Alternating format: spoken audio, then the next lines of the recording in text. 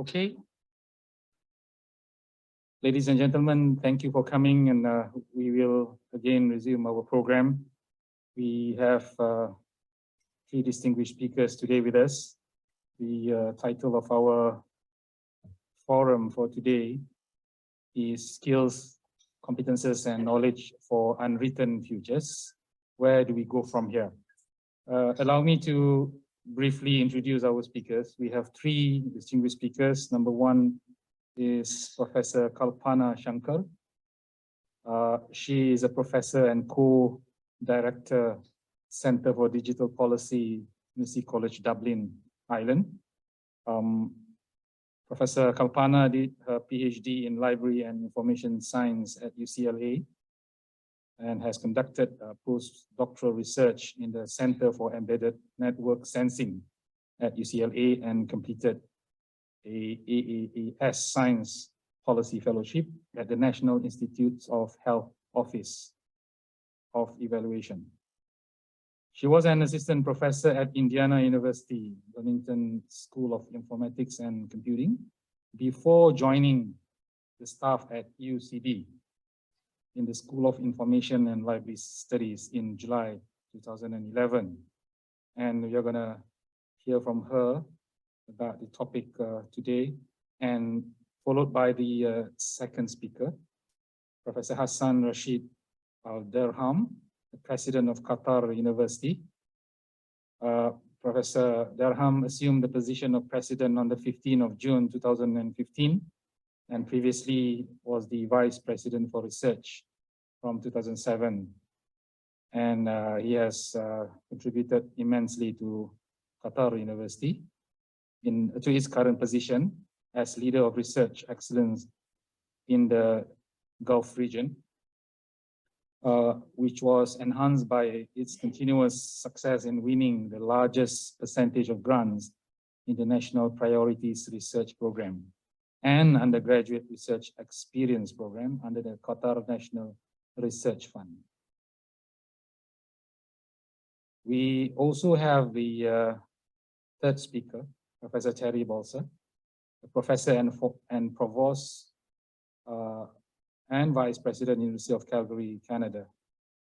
Professor Terry joined University of Calgary as provost and vice president academic on the 1st of April 2021, and a former interim president and provost and vice president academic at Dalhousie University. And prior to joining Dalhousie, she was the Dean of Teaching and Learning for the Faculty of Science and Engineering at Curtin University, after having been the Dean of the College of Agriculture and Life Sciences at the University of Florida. We will enjoy the session, I believe, and the title for today, as mentioned, is Skills, Competences and Knowledge for Unwritten Futures. Where do we go from here? This is an extension of our discussion in the morning, and I believe that it will enhance our understanding and also know how people and our colleagues through this sharing session on how they actually face the current issue that we are all talking about for years. We have been talking about the mismatch between skills and competencies required by industry. And also the graduates that we produce have the knowledge, but may not have the required skills to work. So we are always grappling with this issue, and hopefully by listening to our speakers today, you'll be able to kind of get some ideas on what can be done in our institution when we go back. So this is an important session. I hope we will give our full attention. And we know that in the future, it's going to be a VUCA future, very volatile, uncertainty and whatnot.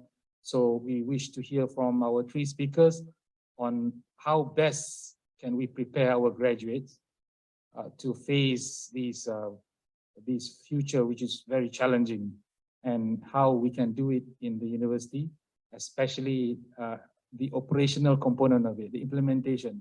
A lot of good ideas has been discussed.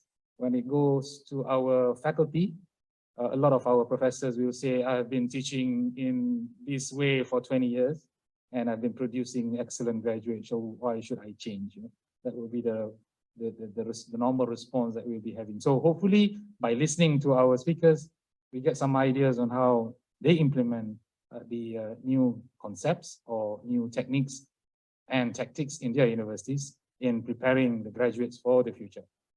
Without further ado, I'd like to call upon Professor Kalpana Shankar to share his view. Please.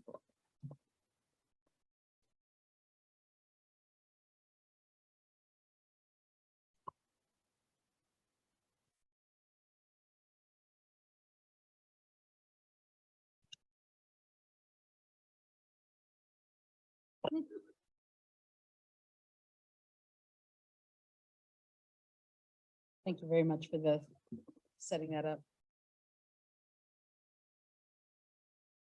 Thank you very much for giving me the opportunity today to speak to you. The brief that we got as a panel is, what is the way forward to equip learners with skills, competences, and knowledge needed for and unwritten futures? And as you heard from my introduction, I come from a variety of disciplinary and sectoral backgrounds. I have degrees in scientific areas. I've worked in research evaluation at the National Institutes of Health, worked in digital policy, information studies, library studies here at UCD. But also increasingly, I've turned my own research to research culture and research evaluation. So it's from these perspectives that I'm speaking to you today, and more as a faculty member, not an administrator. So when I started looking into this subject, or was given this brief, I went to the OECD for some guidance, and they produced a really lovely graphic, interactive graphic for just this idea. What is it that our learners need in the future to be able to be effective at what they do to address our problems? And it gives us sort of the orientation that what is it we want in the future for our learners, and that is individual and collective well-being. And the 4 compass points, a little hard to see here, are knowledge, attitudes, skills, and values. And this is kind of the framework that I'm using to talk about the different things that I'm going to be talking about today. Probably have nothing really new to say to this audience. You all are the experts on having this meta view of the institution.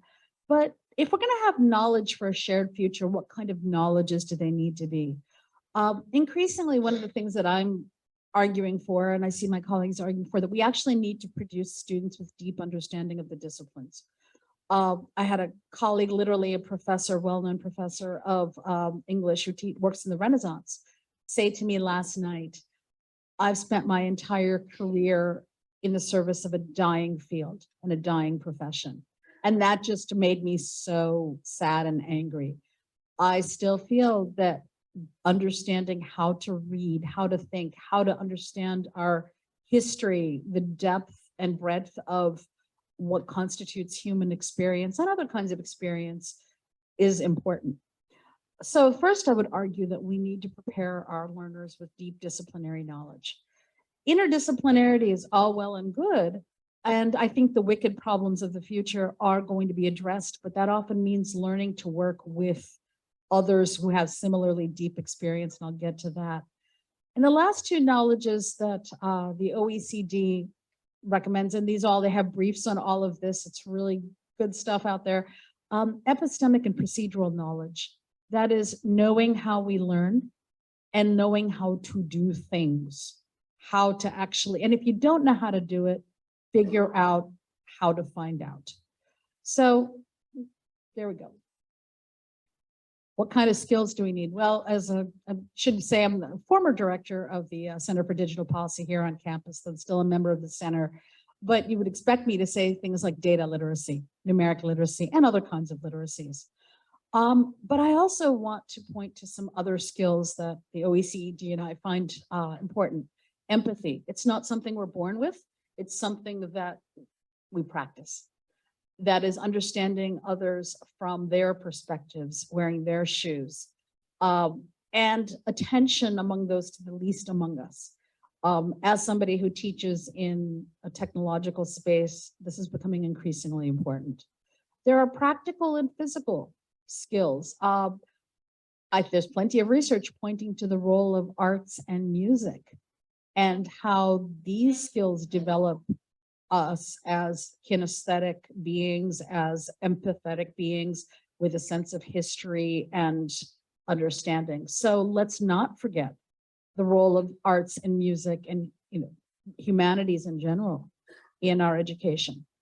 And of course, skills of collaboration and cooperation. Like I said, wicked problems don't solve themselves with one person sitting in a room by themselves.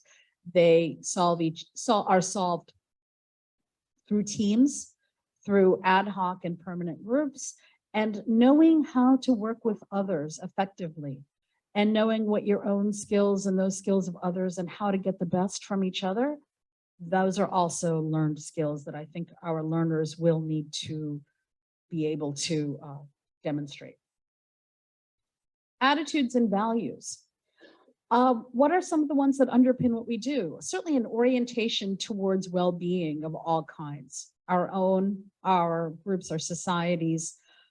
This is one that is increasingly of interest to me, is how to think through ethical problems and challenges.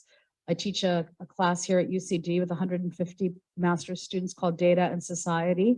A lot of my students come in with technology backgrounds, computer science, engineering, and they walk out going, oh, I get it. I see why some of the work I do needs to be interrogated and questioned, and that of others as well.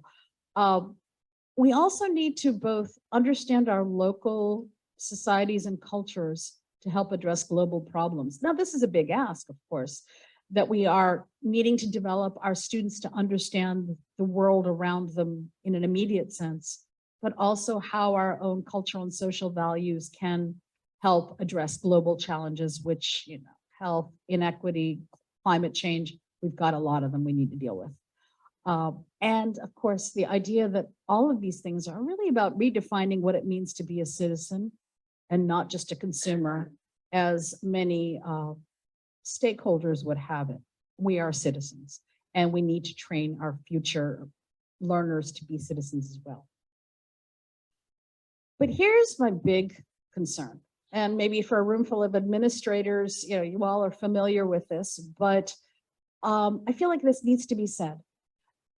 I rewrote the brief a little to say, what is the way forward to care for and support our educational institutions and workforce? That is, it's not just enough to focus on our learners if our institutions of higher education and our educational workforce are themselves in shambles. And again, there's a lot of research that points to, if we take care of the instructors and the researchers, the students will be all right. What is the state of our educational workforce? Well, in 2020, I participated in a international study with colleagues from the UK and US and South Africa and Australia. And we launched a survey to look at what the state of higher education and academic workforce was. We got about 2,500 responses and published a lot of work. What we saw was this: an increasing state of precarity. That is, contracts with short-termism and temporary contracts that don't allow instructors to really be embedded in their institutions, work intensification, abrogation of academic freedom in all kinds of ways, whether it's from industry wanting certain things or state actors demanding other things. Certainly academics around the world reported this, and even more so in the context of COVID. Staff attrition, people are just leaving. They are, quitting, and there's been lots of articles in higher education publications. And of course, the fallout from COVID isn't helping. This quote from one of our respondents in the survey illustrates this. The COVID crisis is not creating new problems so much as it's exposing existing problems. Insecurity, exploitation, managerialism, unreasonable expectations, erosion of pay and conditions, threats to academic freedom that have been steadily growing for many years. So COVID just maybe has laid bare what a lot of academic workers have been feeling for a long time. My collaborator and colleague, Richard Watermeyer, who was one for, to coin phrases, has been calling this pandemia. And he published an article inside Higher Education. It says the academics the world over, COVID pandemic has been and remains a source of profound and enduring disruption. But yet arguably its greatest disruptive influence has been to exacerbate and thus force a reckoning of the deep-seated problems that we have for some time have caused academics to question their future. So I think Richard just kind of echoes what I've been saying all along. So if my concern is this, that maybe our young people, they'll take care of themselves, so we'll all be taking care of them, but we need to take care of ourselves and our institutions as well. And I think a return to what might be called an ethics of care is part of this challenge. We all need to advocate for the importance of higher education. We have seen a global drop-off in funding for higher education. As you can probably tell from my accent, I am from the US originally, lived here for a number of years, but certainly this is something that my colleagues and friends in the US report is decreasing resources. It's not just there, it's everywhere. Higher education is often flatlined, and we see the results in fewer people hired on permanent contracts, larger class sizes. It's just problematic. So we need to advocate for the importance of our higher education systems. We also need to support academic workers in doing their jobs, which means giving them the resources to succeed, not asking them to do things that are outside of their remit. I'm not an administrator. I'm a researcher and I'm a teacher, and that's what I know how to do. But my days increasingly, like everyone else's, are doing other things that I'm not qualified to do. We also need to rethink our collective orientation and resist to the managerialism and the scope creep, and maybe also commercialization as well. That we need to be concerned about the systems that are underpinning our institutions, technological ones as well as others, and again, argue for what we do best, which is teach, which is do research, which is do outreach, to be good citizens of our communities. And if we as institutions and educators and administrators can do that, we can't help but transmit that to our students through those other skills and values that I was talking about earlier. So you probably expected me as a Center for Digital Policy representative or former director to talk about technology. And yes, it's important, yes, but it also is elusive. And the first thing I tell my students is that laws, norms, ethics are always going to drag behind the technologies. So learn to develop the critical thinking, those skills of observation and critique, because they will stand you in good stead. So we need all of these skills and values, and it's a big ask to help solve those wicked problems.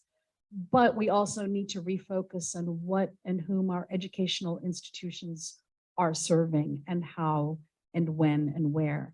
And I will leave it at that. Thank you very much.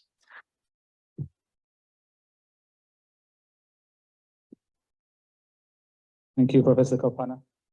Without further ado, I think let's hear from Professor Hassan on his view on how we can move forward. Go ahead, sir.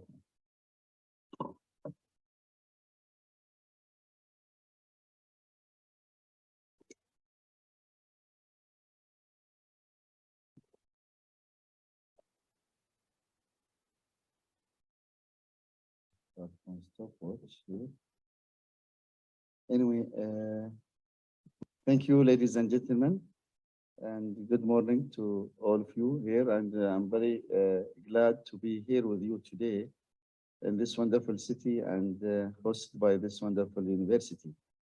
Well, I'll present the case of Qatar University. As you probably know, Qatar is a small state in the Gulf region, and Qatar University is the national university, and it was established in 1977. And since then, there has been tremendous evolution of this university. Currently, it has an alumni of around 60,000 graduates. Our current student population is about 26,000 students. We have like currently 11 different colleges and 18 research centers. And in our international map, we are ranked in between 200 and 250 on Times Higher Education, and 208 on the QS World Ranking for Universities. We are also well known for our internationalization. Over the last 7 years or so, we consistently, been one of the top 10 global, in internationalization with Times Higher Education, category. And we are also ranked number 2 in the Arab world by both Times Higher Education and QS. I would start with, what we are doing here is as a national university, we are trying to, whatever we do has a great impact in our community, in our society.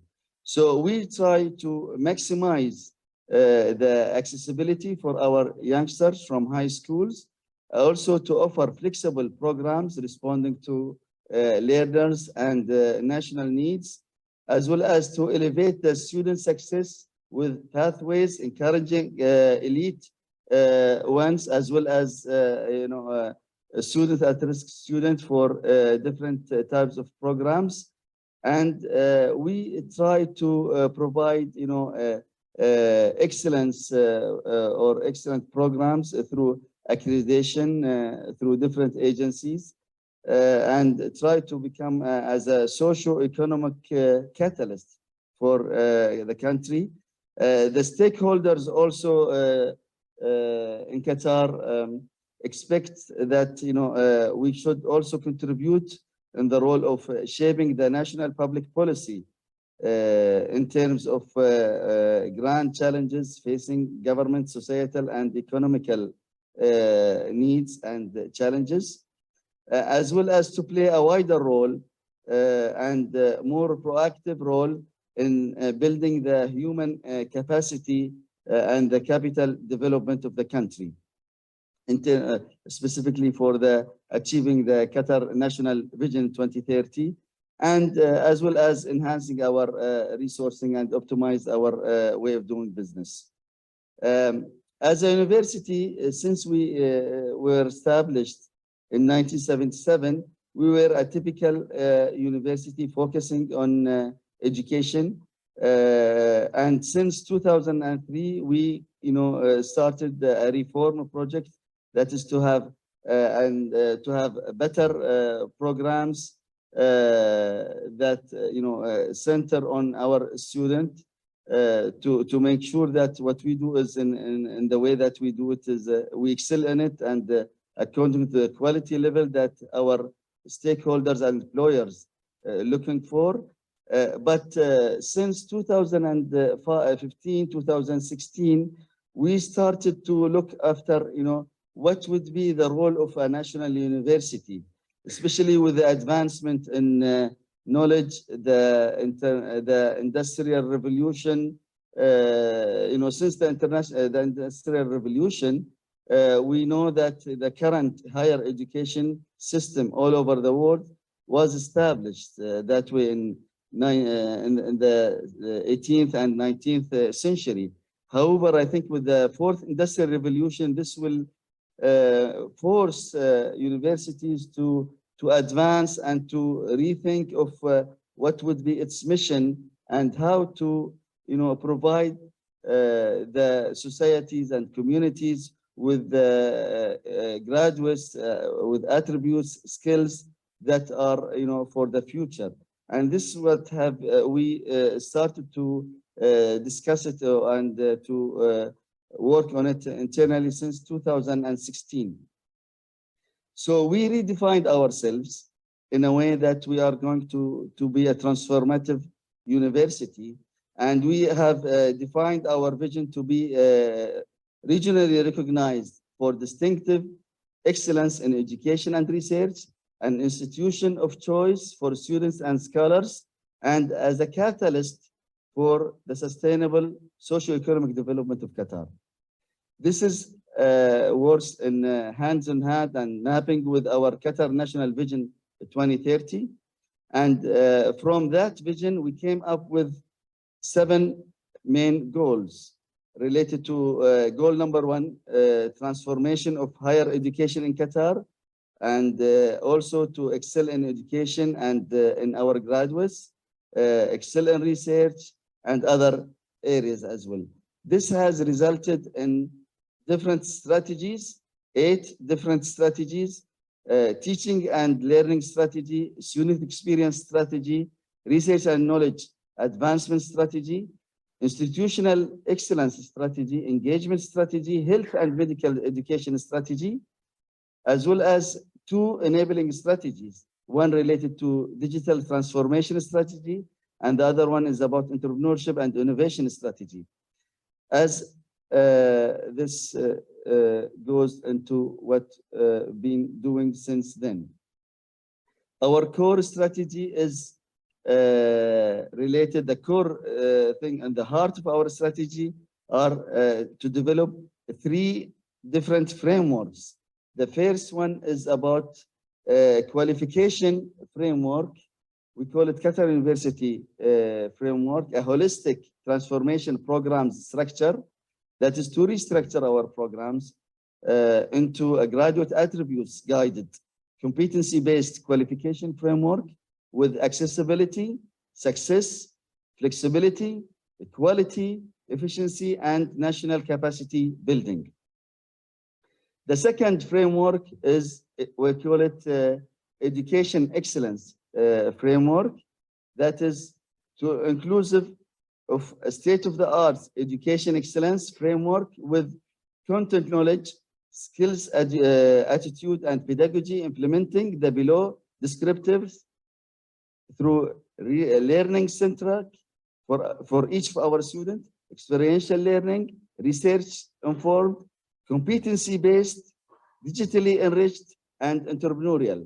And this has to be done through a transformative approach and a paradigm shift of the way that our faculty educate and the pedagogies and the evaluation technique that we do for our students. And I will give an example of how we are doing this. And the last framework is about our, what we call the student experience framework. And this has to do with from, since before joining the university and after graduating from the university.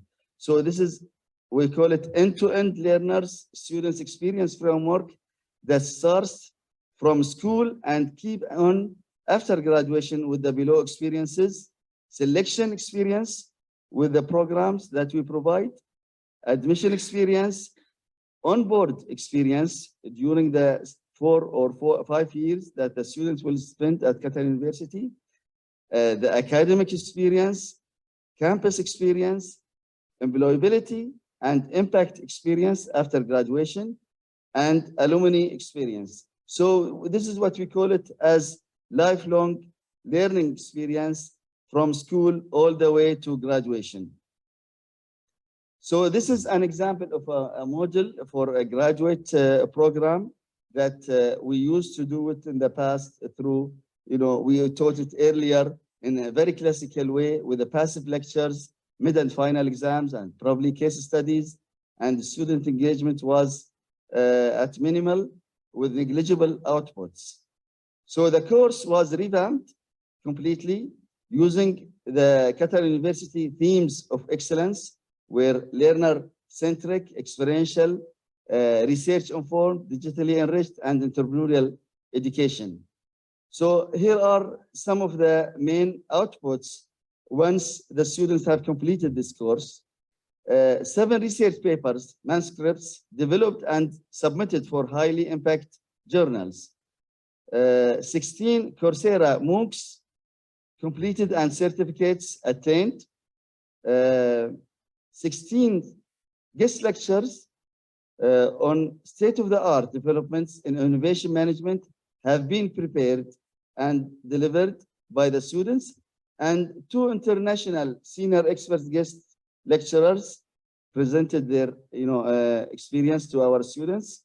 5 entrepreneurial and commercialization projects were completed.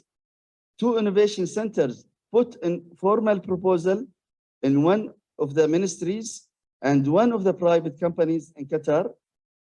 15 innovation strategies for different organizations in Qatar, and this has to be with the quality of output, which was average. And one of the course students have got significant promotion in his work to a new managerial position because as a result of his course innovation project he conducted in his organization. At least 2 to 3 students have shifted their orientation of PhD topics towards high impact innovation PhD thesis, and 1 MOU with an important governmental organization in Qatar, and observation of significant mindset shift in the majority of students towards more innovation and impact.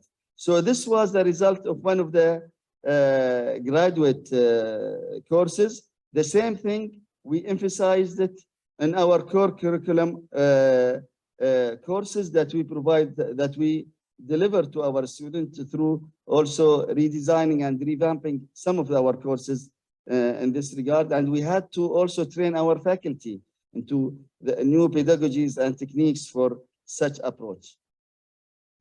Overall, Qatar University aims to prepare a well-rounded graduates with the skills and attributes to maximize their impact and contributes to the national sustainable development of the country. Qatar University introduced a holistic education theme of excellence encompasses latest pedagogical effective trends such as learner-centric and experiential, together with the future highly needed skills such as digitally enriched and entrepreneurial.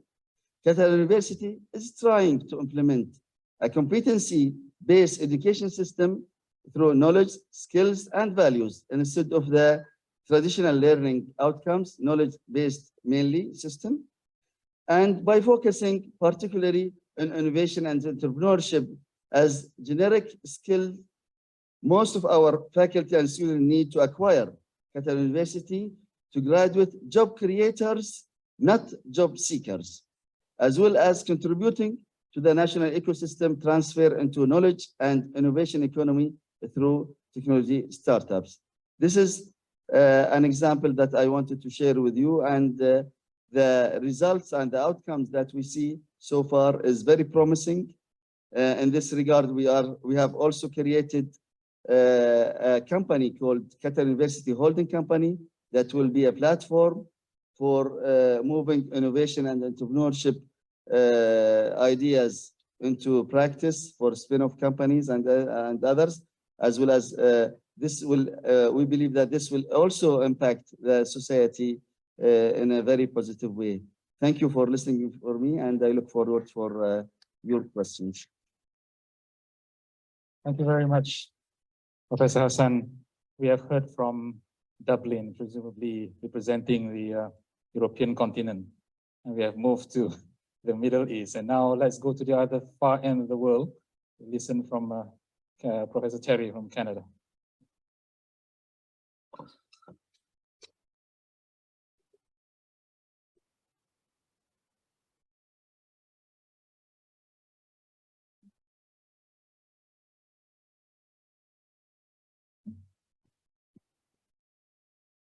Thank you very much. Thank you to the organizers for the invitation and to my colleagues for their excellent presentations. And there we go. I'm sure that comes up. And so really very, very happy to be here today and talk with you and just give you a little bit of perspective, because we have a whole conference full of amazing, intelligent, experienced people. And this is a real opportunity for all of us to learn from and with each other. And so I doubt that I'm going to be telling you a whole lot that you don't already know. However, I am going to try to bring some of my perspective and give you an example of some work that I've done in this space. So this was the challenge we were given. It's a continuation of the conversation from this morning, as you heard. And when I think about the future and we think about unwritten futures, I grew up and the Jetsons was a cartoon show that we watched. And if you've ever looked up some of the things that the Jetsons predicted, they were amazing at predicting some of the technologies. They predicted smartphones, they predicted active wearing devices, they predicted tablets, they predicted online learning. There's some really amazing things, all technological. If you look at socially, they did not predict a thing. It is still the nuclear family from the 1950s, but that's not what I'm going to talk about today. But it is an interesting distinction when we think about our ability to predict the future and what it is that we think we're going to need. And so I'm just going to leave that out there because it's something that I ponder quite a bit.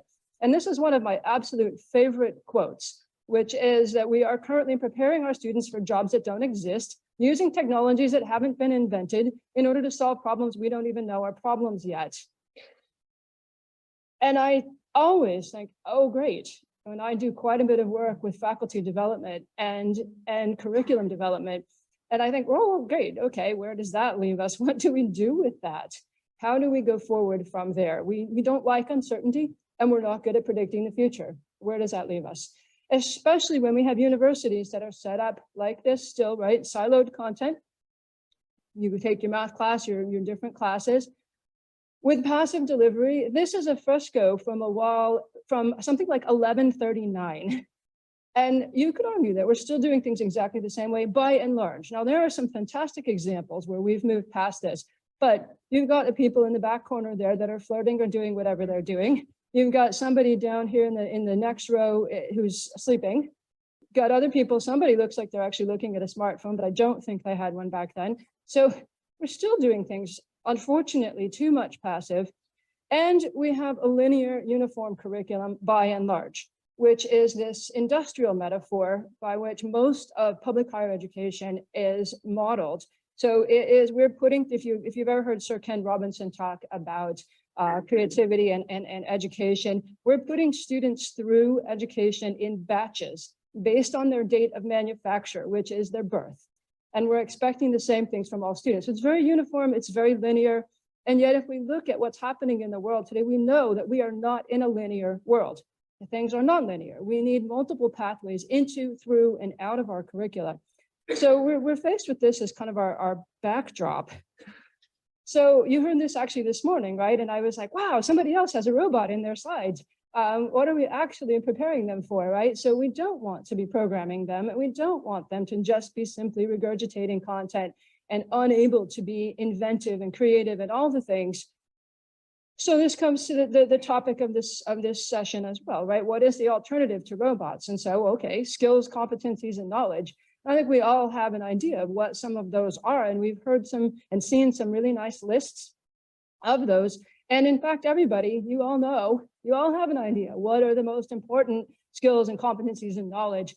And so I was going to stick a Mentimeter, QR code thing, and then I got, no, it's going to be too complicated, and I don't have that much time. So I'm just going to do it the old-fashioned way. When you think about it, who thinks about something technological?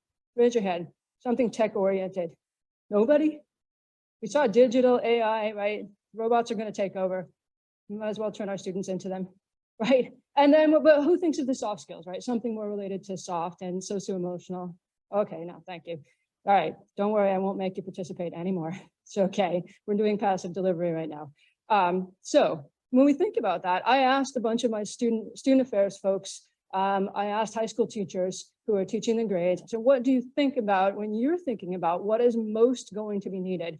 And there were things like communication and resilience and grit, perseverance, comfort with complexity, of course, critical thinking, but also perspective taking. There was this recognition. My sister actually teaches in high school, and she teaches special needs students in high school. And she said there's a lot of anger and fear that they don't even know that they have.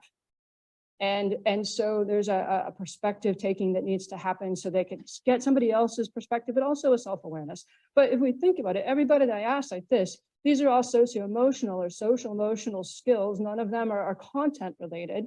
So, okay. You can also look at it another way, and you can go to the World Economic Forum, and they have a list, they have a white paper, and they have their top 10 skills of 2025. And you'll notice there's great things here: analytical thinking, innovation, active learning, complex problem solving, critical thinking and analysis, leadership, social influence, technology use, all of these different things. And then I look at this and I know, well, some of these are socio-emotional. Also, again, none of them are particularly related to specific content areas. But it's a great list, and it's aspirational, and it looks good and has nice colors and all of this. So we still have to ask the question of why? What do we do? This leaves us with a conundrum. This is, again, one of my favorite pictures, because I don't know how this man put chalk all the way up there. So he has an Al Gore-like elevator and writing at the top. I don't know. But what we just saw was universities are not set up to deliver the outcomes that we most need, right? We know that, not generally. So the problem we've got is our university teachers are usually not trained to be more than subject matter experts. Now that, again, is changing, and there's some really good examples where they are. They tend to be trained as subject matter experts, not learning facilitators.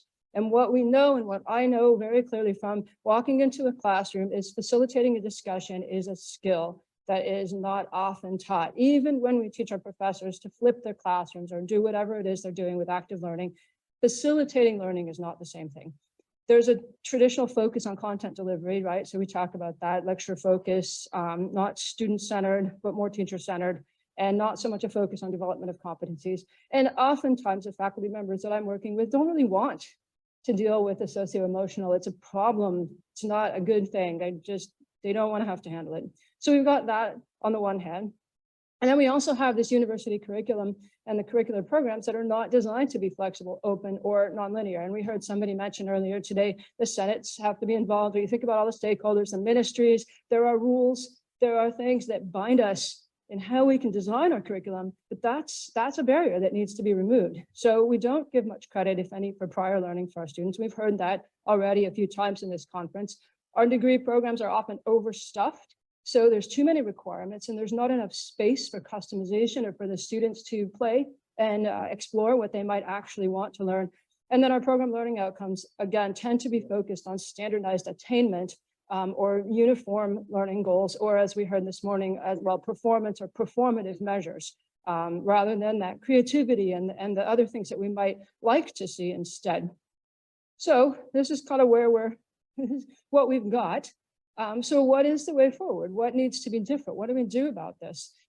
Clearly, we need to think about what are our pedagogical practices that actually develop student agency, at least as much as their content literacy, right? And so we've heard a little bit about that, right? But how do I, as a teacher, build into my classroom practices the opportunity to build my students' confidence, to help them develop self-efficacy, to help them to have the space to try and fail, pick themselves back up, to build that perseverance, that resilience, that grit, all of that self-understanding, to recognize, well, I'm really good at this, but I'm really terrible at this. So that's okay.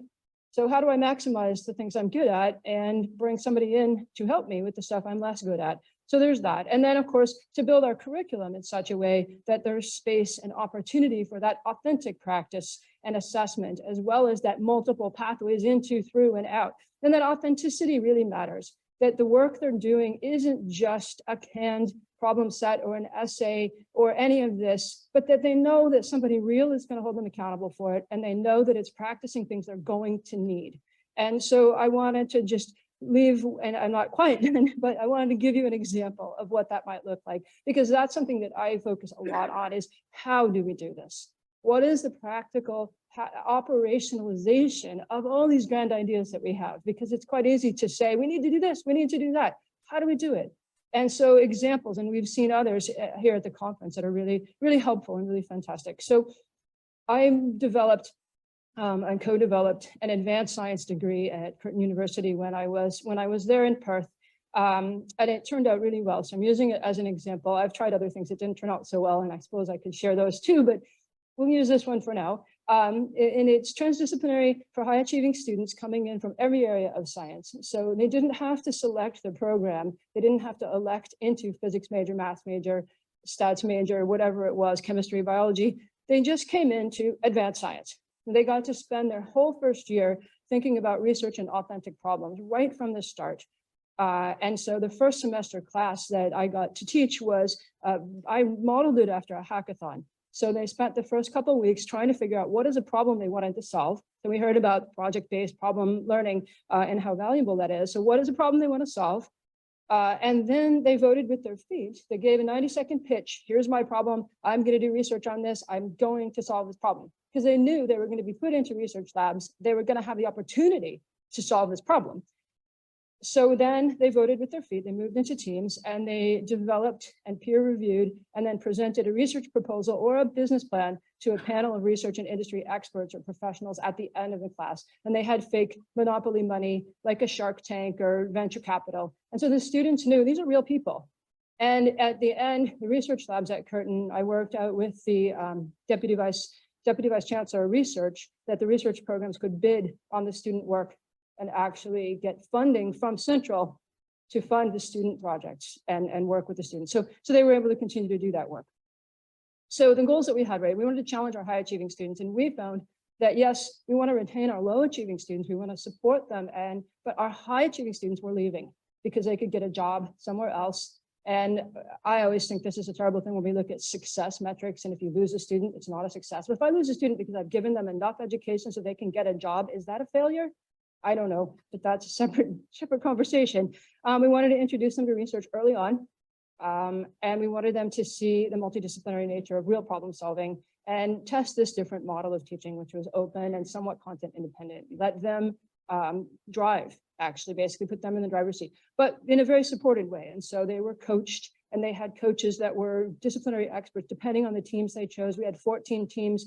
There were 3 developing different aspects of artificial intelligence, facial recognition for nursing to prevent violence against nurses by patients who were in pain, for example, like really cool stuff.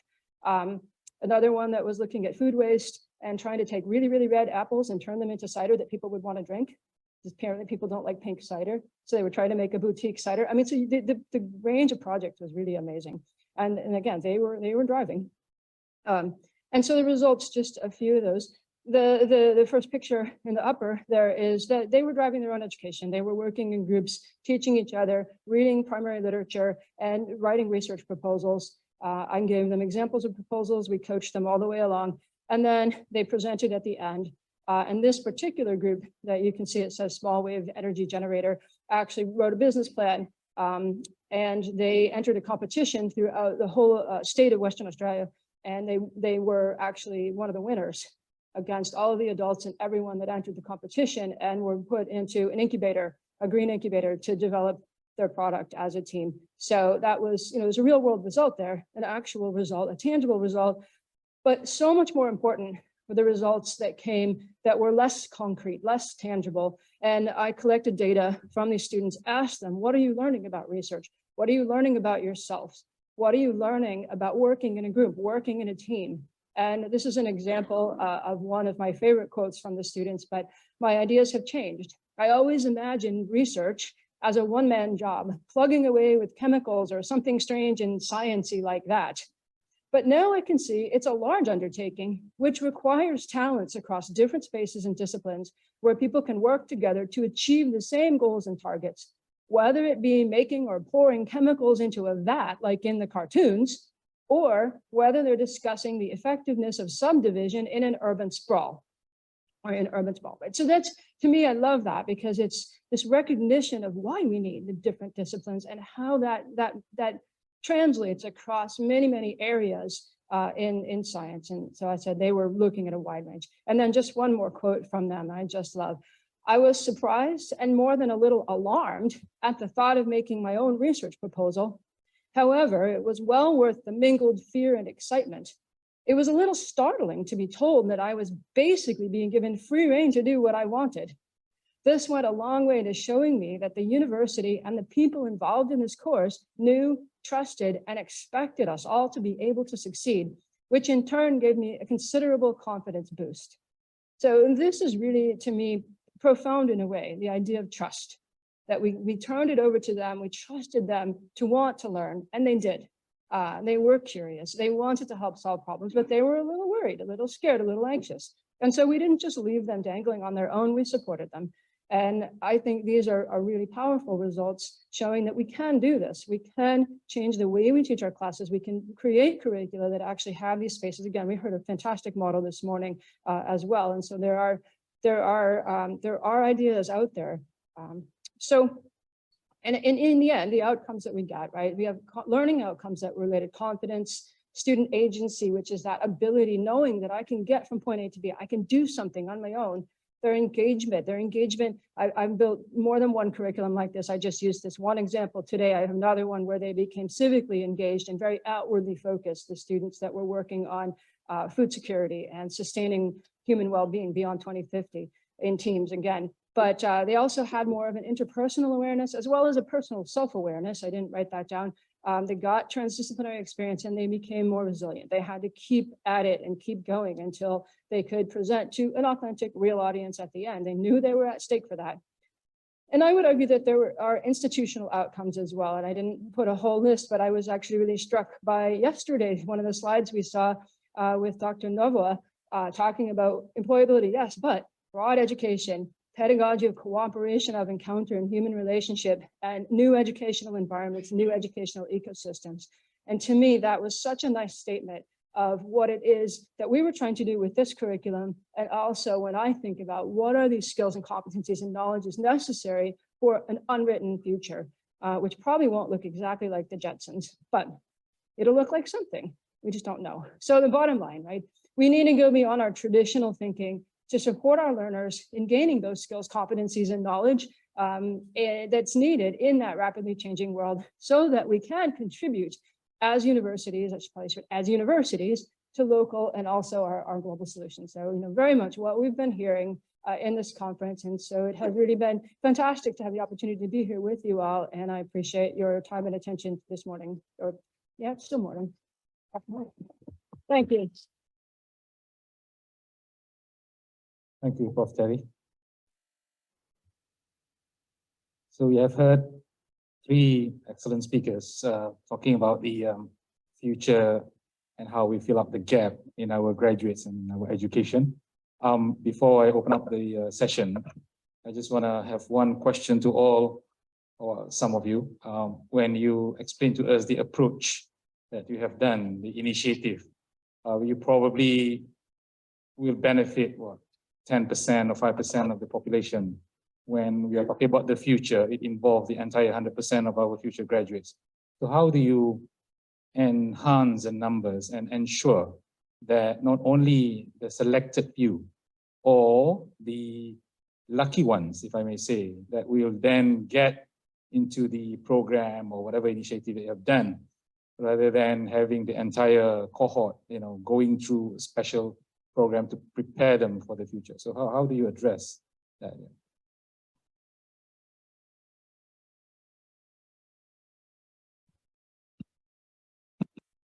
Yeah, great. Thank you. Yeah, it's a question that we thought quite a lot about, is that scale. How do we scale these up? And a lot of the work that I've done in building curriculum is looking at the scalability. This was not an example that was large, you're right.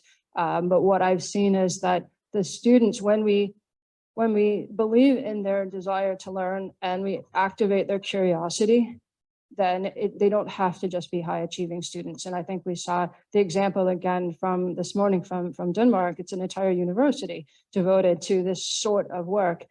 So I think it is possible to scale it. But I think the key there is that sense of humans are curious creatures. We want to learn. That's our natural state. We're curious. And so to me, the key is how do we remove the barriers to learning and activate that curiosity and provide that space for them. And I think we can do that at scale and work out whether invite people in different ways. So, and make sure that we're supporting them. I'm thinking of all kinds of other examples with first year engineering and all sorts of different things where they need different types of support depending on where they're coming from and what their background and what their preparation is. So that we can't leave that out. We need to make sure we're supporting them. But I think it can be scaled. And speaking from perspective of an educator, and having developed programs from first year undergraduates and through PhDs, I think part of it is that not everything can be scaled all the time. But if we rethink the kinds of supports that we need from an early stage. I have students who are weak writers or don't know what, I've got postgraduate students coming from other academic contexts who are like, I've never read a peer-reviewed paper, or I've never written an essay. How do I start? Where do I go? I think we look to our support institutions. UCD Library, I'll speak to my own institution, is amazing in this. We have a math support center. We have a writing support center. So I think that's a slightly different perspective, but let's look to our ancillary and support teams to also help us with this effort. Yeah, I can just add that I would assume that the biggest challenge that we have faced is how our faculty adapts for such new pedagogies and techniques. They were, the greatest, resistant or either refusal or they don't want to move from their comfort zone, okay, of what they are used to do for, many, many years. And however, we need to have advocates to adapt for this new approach. As I was saying, it is a paradigm shift in the way that we think and the way that we do things. And once we have such advocates, or the impact on the students will be tremendous, and we can notice it instantly. Right. Okay, let's open up for discussion. We have 1, 2, and 3. So go ahead, sir. So I was very impressive talks by all three, and what I wanted to add was that what we want our learners, among the other things, knowledge, skill, competency, value, and attitudes, is another thing that I think we do want is that sensitivity to local environment and understanding the need of the requirement, so to be able to solve it. So I think that is probably the sixth thing that we should be trying to get the learners to get a sense of it. The other thing I wanted to say was about the skills. I think since we are talking about skills for future, there are, I think, 3 skills which are very important. Entrepreneurial skill is something that I think more and more will get into. But what Madam mentioned, I think the critical thinking is very important, because so many inventions are happening, so many new things are coming, and we really need to think of their impact in future, because knowledge is both ways. It's a sword, like it can cut both ways. It could be good, it could be bad. So we need to really understand when something new comes, what will happen in future if we have gone this way or that way. So I think critical thinking is something which need our students to get into. And the last thing I would say is resilience, because we know that knowledge is completely changing, taking a U-turn all the time. So, I am being a medicine person. I'm, by the way, Dr. Sandeep Mishra. I'm Vice Chancellor of NIMS University, Jaipur, in India. And being from medical background, you remember long time back, a century back, it was thought that saturated fats are very good for health. So everybody was going for saturated fats. But about 50 years back, it was decided that saturated fats are the worst thing to take.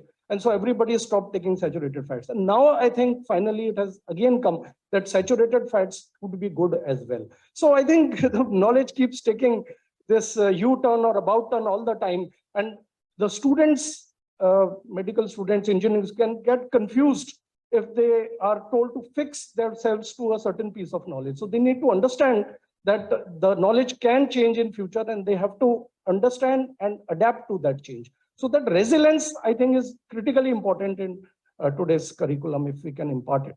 Excellent input. Thank you, sir. Yeah. Yes, please. I'm Professor Tomar. I'm a Chancellor of the NIMS University, India, Jaipur.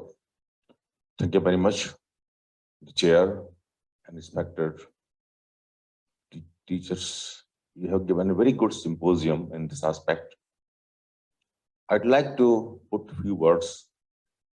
Today's talk chapter was the skilling, teaching beyond class boundaries, and third, uncertain future. There were 3 topics I could understand from this. Well, I appreciate the chair for his speech, and especially the speech of the President of Qatar University, and to most speakers also, especially the Calgary University. I would like to specifically focus on this point, skill, undecided future, and teaching but beyond boundaries. So first, I would like to say that India is having highest number of university in the world. The count today is 5,300 and more, right? And after India, the universities, total university number comes, number 2 stands US.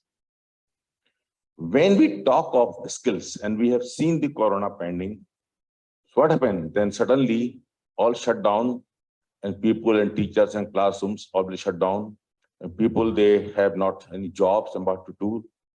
So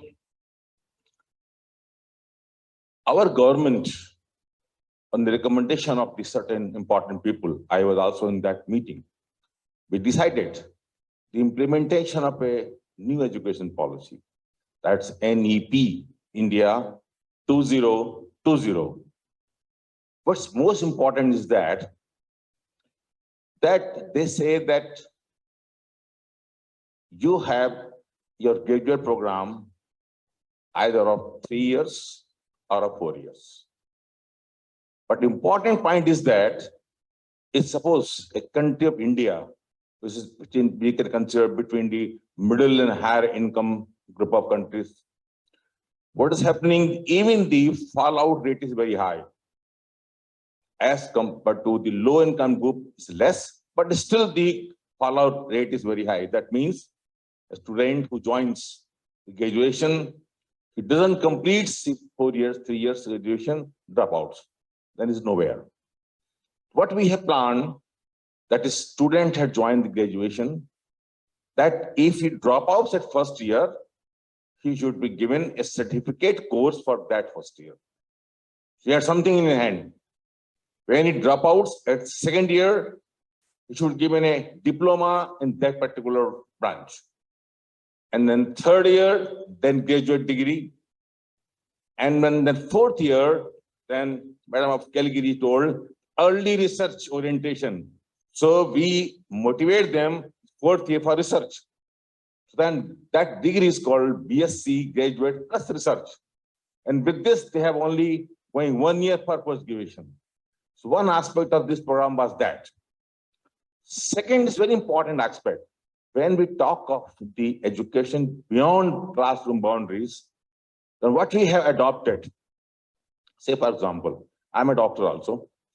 So once a medical student, they do not have idea of the engineering side. They have basic knowledge of computer, but they do not have more than this thing.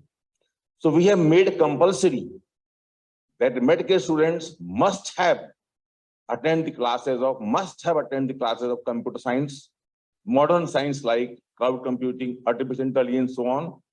And same time, it is mandatory for them to have the music classes and social science classes. So they must know the society as well.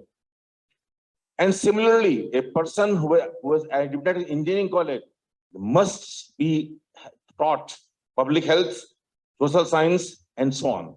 Like person in the humanities, they have to take classes, they have to attend classes of computer science and health science.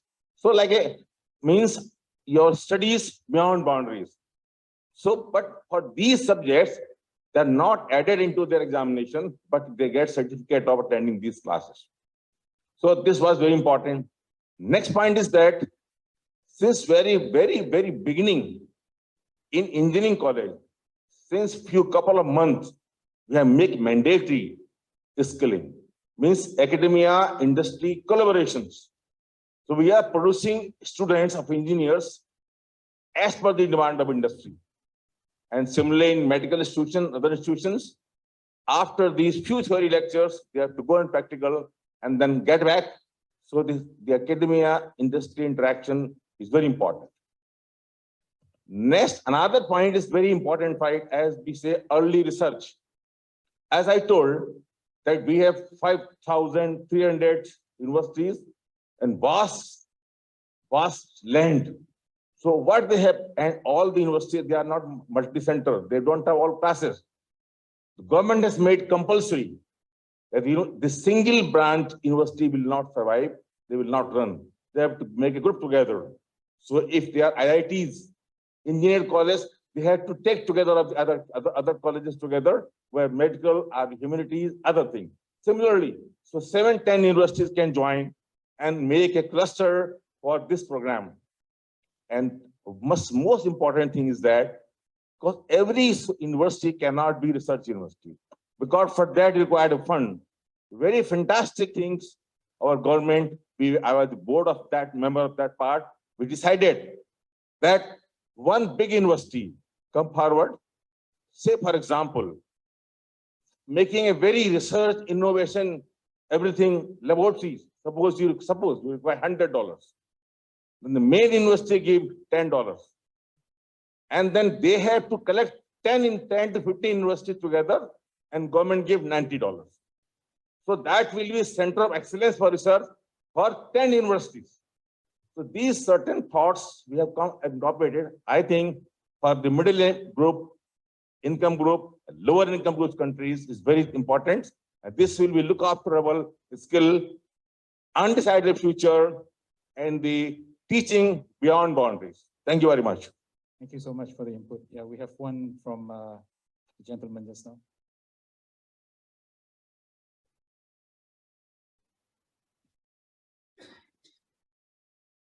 Thank you so much. My name is Abdul Rashid Nadla, Vice Chancellor, University of Abuja, Nigeria.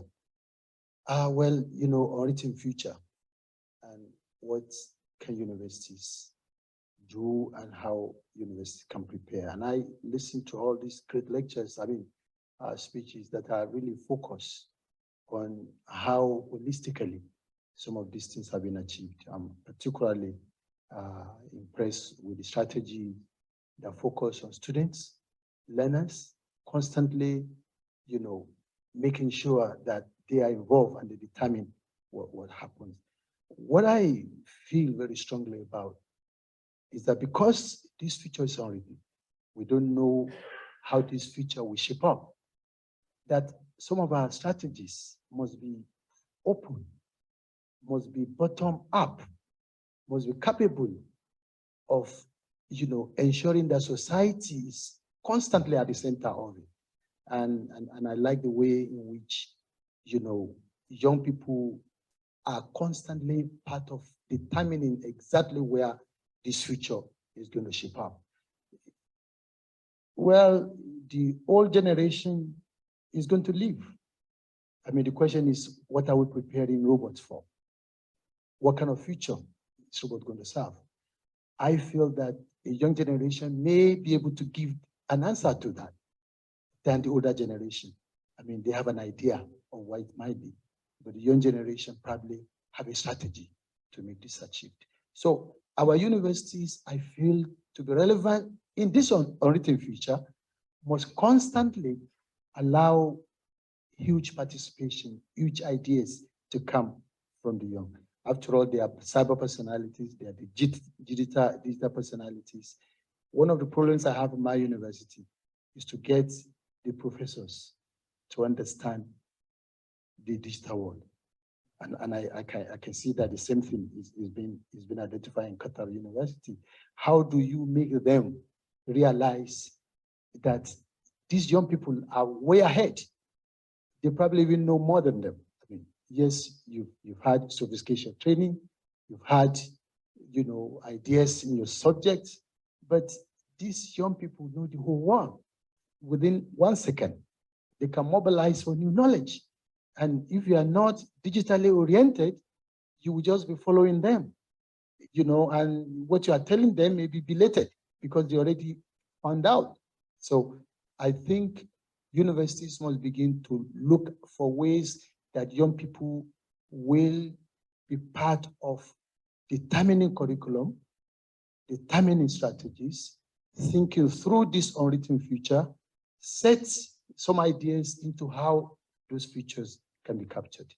I think, the lectures are quite. Thank you very much. Thank you. Excellent. Let me get our speakers to just have quick comments on that. if any one of you would like to add on. Go ahead. I can start a little bit. I'm sure my colleagues have plenty of else to say.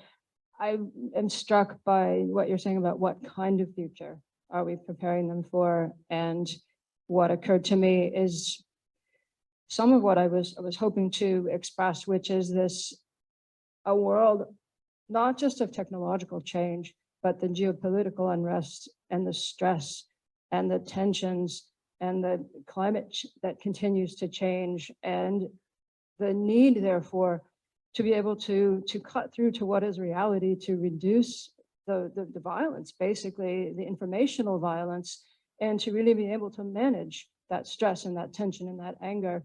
And that's not exactly the same as resilience or grit. And it's also not something that we have had to think about as much in the past. And so when we think about those social emotional skills, it isn't just, can I work nicely with somebody in the classroom next to me? It's, can I manage my own feelings and my own tension and my own approach to what is happening in the world, so that I don't just give up or become violent or fall into anger that doesn't stop. To follow to Terry's point, I recently found out that a former student of mine from the States, one of my favorite students, a young man who grew up in a very difficult situation, was recently arrested for defacing the Washington Monument in DC. And he had a life-threatening illness and could get no medical help, and became homeless.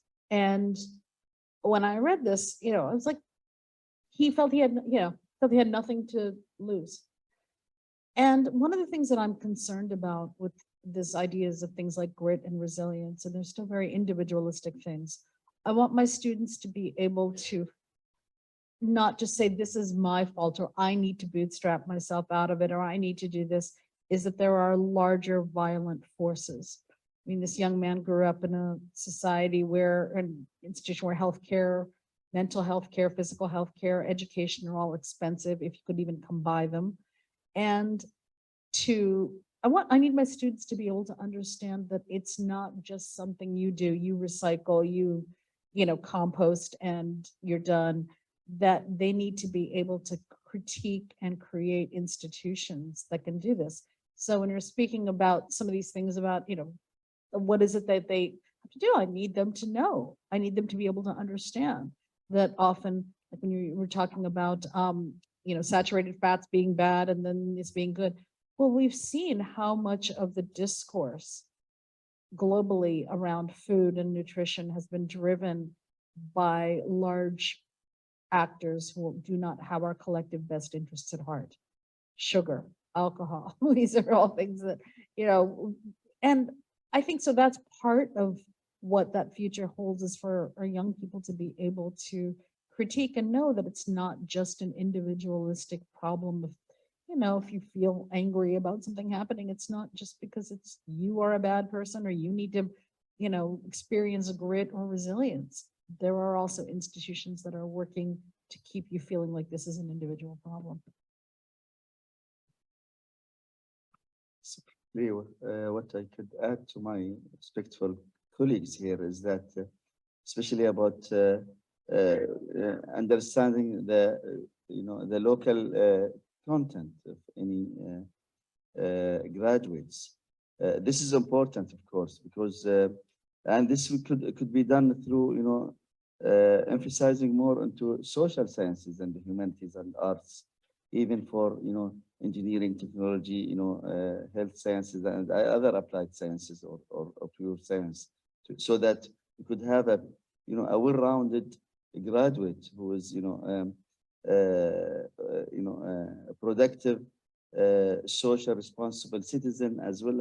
However, not to forget also the international element, because we live here in a, as mentioned earlier, in a situation that is very complex. The geopolitical situation are changing, and any citizen or any graduate has to understand the international and contemporary issues. So any well-rounded has to have a strike balance between locality as well as international issues. And has to do through, emphasizing into, social sciences and the humanities into the curricula for our students. Excellent. Yeah, so show of hands, 1, 2, we have 2. Darla Deardor from the Association of International Education Administrators. Thank you so much for your presentations and for this very rich discussion. The question for you all is, to what extent and how are your universities addressing intercultural competencies, and or what are you seeing other universities doing in that regard, given how crucial intercultural competencies are to employability, to bridging divides in the world? And I just wanted to mention a UNESCO resource to everyone. It's an open access resource on a manual on developing intercultural competencies. It's about a very practical approach that's actually being used around the world by universities and other organizations called UNESCO Story Circles. And I know instances of where it's being built into the curriculum, that's used in classes and in orientations and so on, to practice some of the key skills you all already mentioned in terms of the socio-emotional around empathy. It also focuses on the listening for understanding as opposed to what we normally do and listening for response or for judgment. So that's just a available resource to everyone, and UNESCO wants that to be used widely. But I'd love to hear your thoughts about how and to what extent intercultural competencies, which encompass several of the key skills you mentioned, how those are being addressed. Thanks. Great question. Thank you so much. Yeah, number 2, yeah, please. Sir. Yeah, we have one more question, please. In the middle.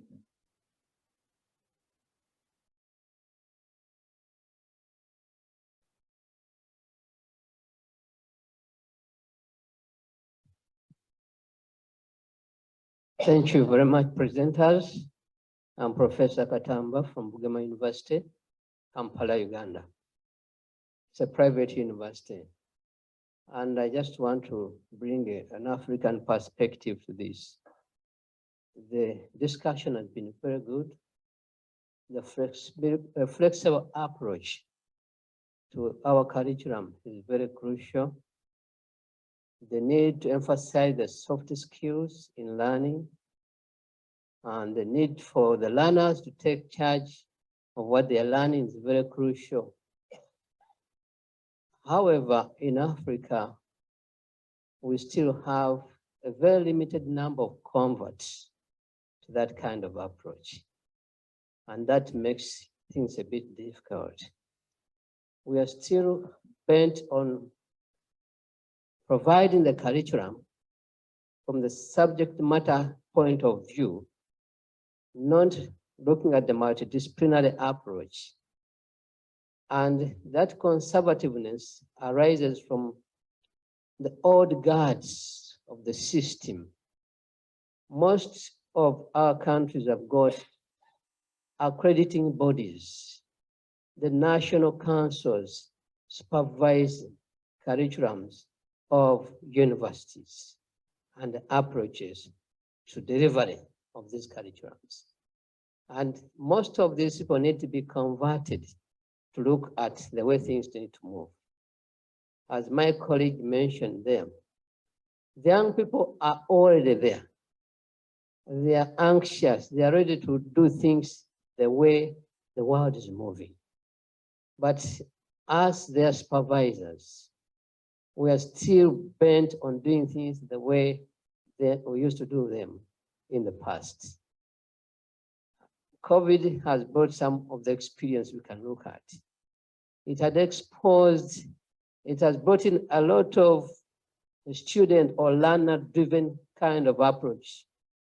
But as the COVID subsides, because the deliverers or the people who are supposed to be supervising the curriculum development and delivery are already moving backwards several steps to where we had been.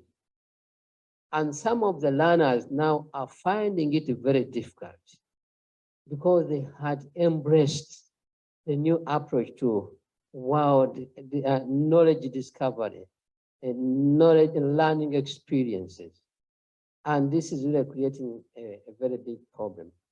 We have we need a political will, because education cannot be detached from politics. And education is intended to deliver a political direction. So some of our governments are still conservative also in that way, with a strict control on how things should be. And it becomes very difficult. The freedom or the democracy in academics is still far away.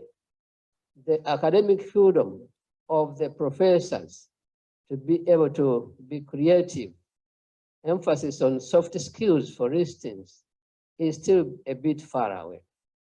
So the people who are supervising our curriculums, who are supervising what we do, are still in an old world. And when the world is moving ahead, we are talking about global citizenship. Our people are not prepared to compete in the same job market. They're not prepared to be competitive, to be global citizens at the moment. We have a situation that we need to handle, and it's a global problem, especially in the developing world. Thank you very much for the input. So we have limited time. May I just invite any one of you to respond? Thank you for that. I'd like to start with the intercultural competencies. I think one of the first things at the faculty level I'm hearing about and we're all engaged in is decolonizing the curriculum. I know that's become a buzzword, but that's something we as individual scholars can do. I know my colleagues and I across the disciplines are paying closer attention to our own syllabi to make sure we include perspectives from the majority world to, and it's one of those things that I realize, especially in my field of information studies, so much of the literature that we draw on is not just, European, but it's North American, and really had to work hard to find even examples of, situations and, just from, not from North America. And again, pointing out to the students, I am drawing on a perspective from, different part of the world that nothing, that I don't know about, but you need to know about. And also drawing on the students' own experiences.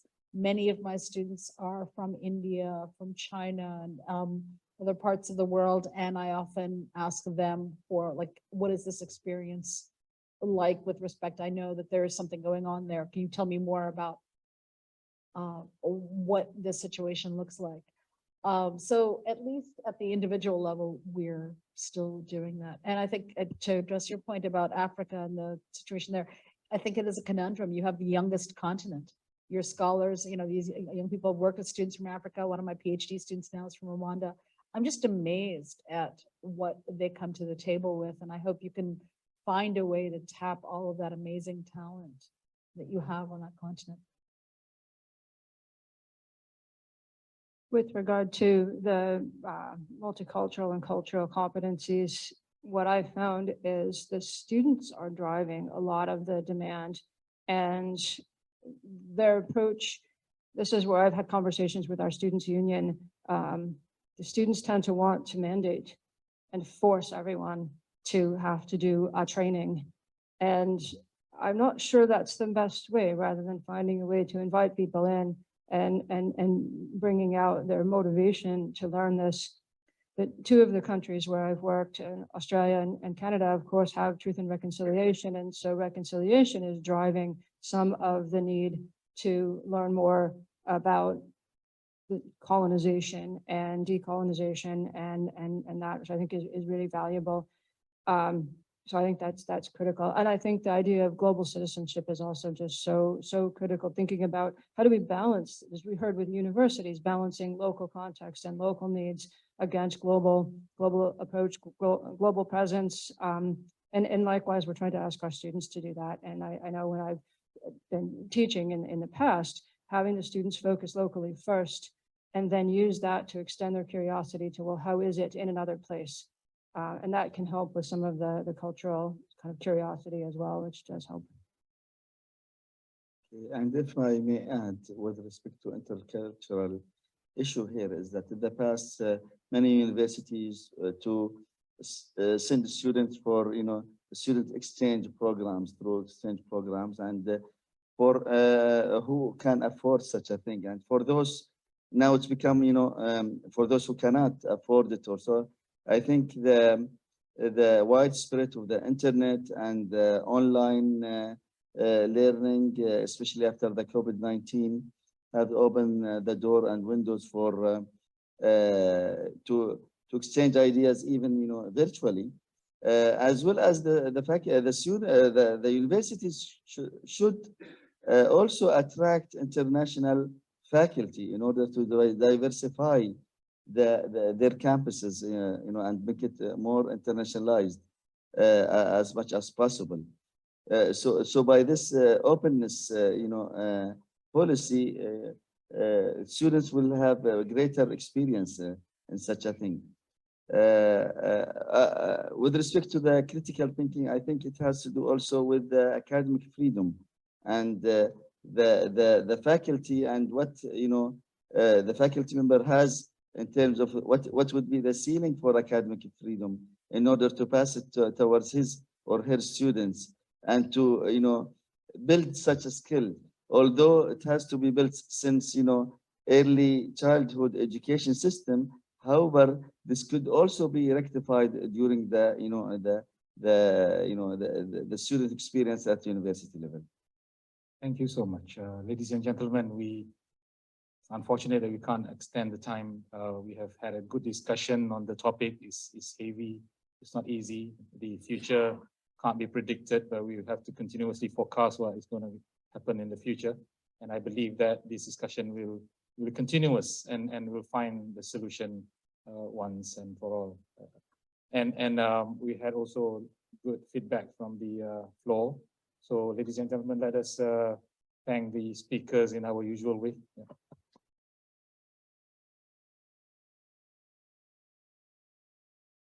Thank you very much.